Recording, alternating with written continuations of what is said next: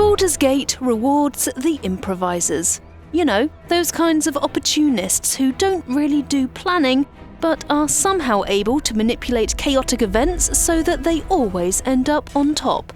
Well, most of the time, that is. And in Baldur's Gate 3, the Dungeons & Dragons based game from Larian Studios, that unpredictability is at the core of the game, because whether it's behind the scenes or right in front of your face, a d20 is rolled every single time you attempt to do something. And you'll be doing a lot, as you're on a quest to get rid of the tadpole parasite thing that's been lodged behind your eyeball by Mind Flayers, i.e. this thing. Baldur's Gate 3 doesn't have a release date yet, but in Eurogamer's interview with executive producer David Walgrave, there were hints it'll be next gen. That means it's likely due for release in the holiday period of 2020 or just after. If you've never heard of Baldur's Gate 3 or are just curious to know more after that bone-breaking trailer, we've got 13 things you need to know about Baldur's Gate 3.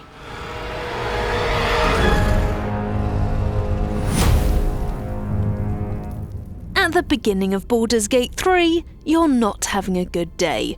That's because you're the victim of a Mind Flayer, an octopus-like creature with psionic abilities that let them control people and use telekinesis. Oh, and they also eat brains. Yuck. Instead of eating your brain, these Cthulhu-like monsters abduct you and infect you with a tadpole that... hold on, give me a second. Worms up through your eyelid into your brain. Ugh. Eventually, that tadpole will turn you into a Mind Flayer.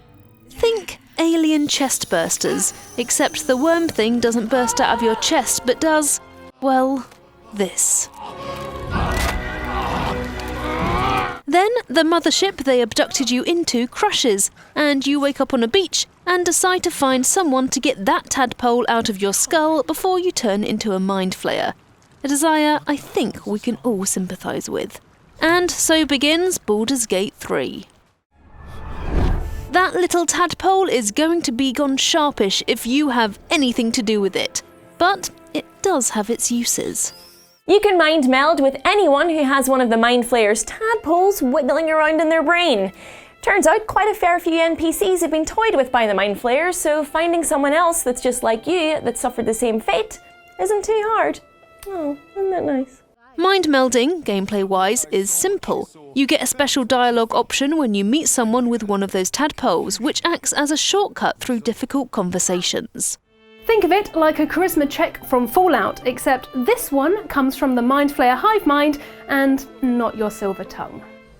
Just like in Divinity Original Sin 1 and 2, origin characters return. These characters are fully voiced with their own cutscenes and backstories, but if you'd rather, you can always create your own character. And if you're one of those people who take ages in character creation, then you might want to prepare yourself, as coming up with a completely unique Mind Flayer victim/hero will take a long time. You can choose your race, sub-race, background, class, subclass, and much more. Oh god, if you thought choosing your hairstyle and moulding your face took a long time, then Baldur's Gate 3's character creator sounds next level. There are children here, you fool! Unlike in Original Sin 1 and 2, however, you'll be able to get a lot closer to your character, origin or not, thanks to the multitude of mocap cutscenes, something that wasn't in either of the Original Sin games. According to Walgrave, as soon as you add a close-up and someone is acting the scenes out, it adds a lot more soul and credibility. He later said that having more dynamic dialogue scenes was one of the things that Larian added to its wishlist after Original Sin, mentioning that there was a desire to make dialogue come alive more. Considering Larian now has ex-Telltale devs working on Baldur's Gate 3, the expectations are even higher for both cutscenes and writing in particular. In Kresh Kalir, a formal greeting begins with a bow. Making a return from the Original Sin games is also a set of rules based on surfaces and statuses. If that snappy alliteration caught your ear, let me explain. If the floor's on fire and you throw water on it, or a water-based spell, the fire and the water combine to make steam. Stand in that steam and you'll either get damaged, no duh, or be cured of an ailment depending on your race or other innate traits you have. There's other surface and status rules built into Baldur's Gate 3 too. Dip your weapons in flames to light them on fire, for example.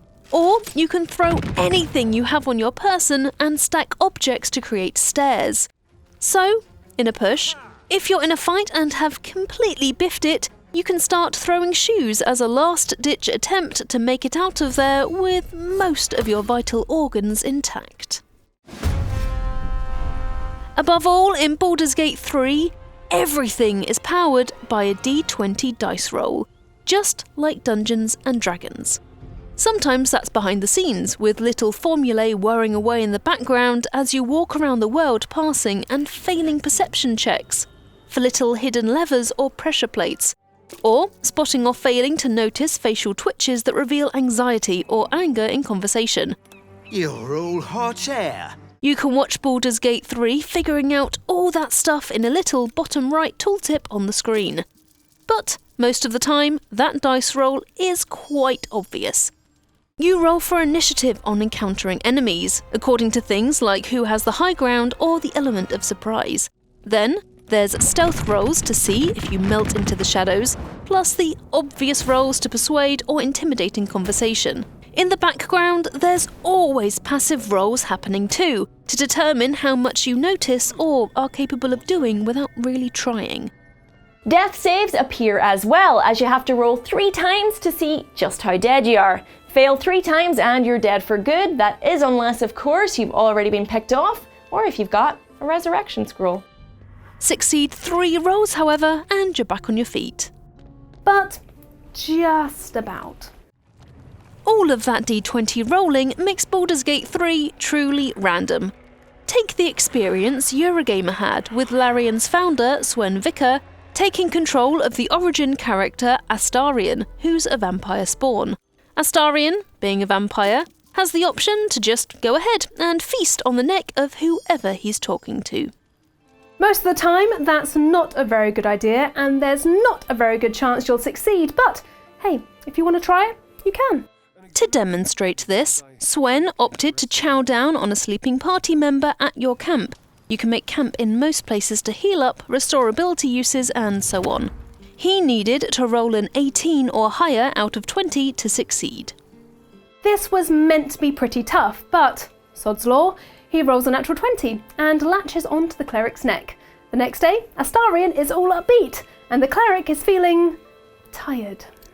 The point above all is luck can swing a playthrough to the wildest extremes of success and failure. Enjoying that will come down to how happy you are to improvise, overcome, and adapt. I fell back, glorious blood coating my throat. Considering Baldur's Gate 3 is a Dungeons and Dragons game, this might not come as a shock, but I'm gonna say it anyway. A number of Dungeons and Dragons spells make an appearance. So a magical disembodied hand appeared out of nowhere and tried to push someone off a ledge, but missed. That incantation is known as Mage Hand in Dungeons & Dragons and is very familiar to anyone, hello there, who has a poltergeist-like thirst for messing with people. Or just anyone who, needs a helping hand. You ain't gonna shoot me. Your hands are shaking. Earlier, I mentioned that in Baldur's Gate 3, you can throw your shoes at enemies, or friends, if you're that kind of player, and it does a tiny amount of damage. But it's not just footwear that makes for improvised weapons. You can throw anything in your inventory. Books, buckets, junk. It's all a melee projectile in the making.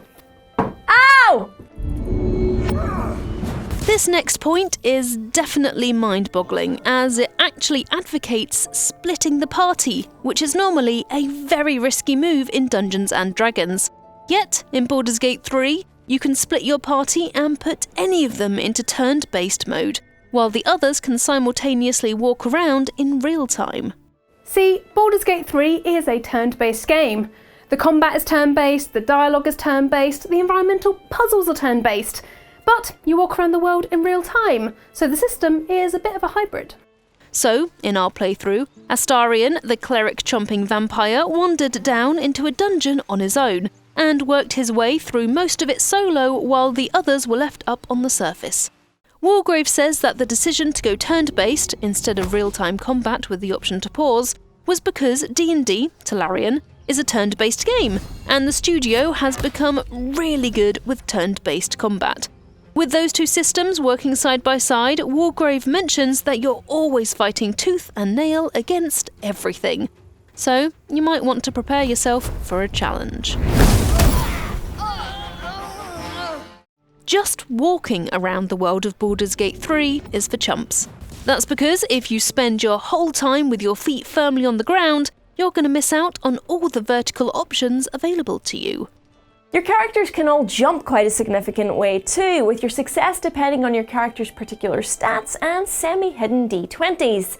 That means even in towns you can work your way onto a building and then down into it through the roof, bypassing any locked doors or barred gates. Doors are more an optional extra for you than a necessity. You might be used to hoarding powerful potions and weapons in other games, like Skyrim, but Baldur's Gate 3 isn't like other games. According to Wargrave, you have to use everything you have and pick up everything that can be used. I wonder if there's an over-encumbrance system. Anyway, Wargrave says that's one of the main lessons he wants Baldur's Gate 3 to teach people. So, healing potions won't be left in your inventory after beating the game, just because a part of your brain told you to save them in case you run into a really serious emergency that never quite materialised. You hear me? No hoarding allowed. The corpse stared at me, waiting for my questions. Lastly, Wargrave told us that current-gen consoles won't be able to run Baldur's Gate 3. That's because there's a lot of technical updates and upgrades that Larian did to its engine. And even if it could run, the textures would have to be toned down and the game just wouldn't look as cool anymore. And that's 13 mind-flaying things you need to know about Baldur's Gate 3. For those of you whose brains have been tickled, not by tadpoles but by the mention of Dungeons & Dragons, check out our own series where we play D&D ourselves in a group dubbed the Break Quest Club. Hit like if you enjoyed this video, or if you just like the idea of a tadpole squirming around behind your eye, just let that sink in for a second. And subscribe to Eurogamer for more videos about gaming. We release a new video every single day, so there's always something to watch. Now, if you'll excuse me, I'm convinced I can feel something squirming behind my eye, so we'll see you next time.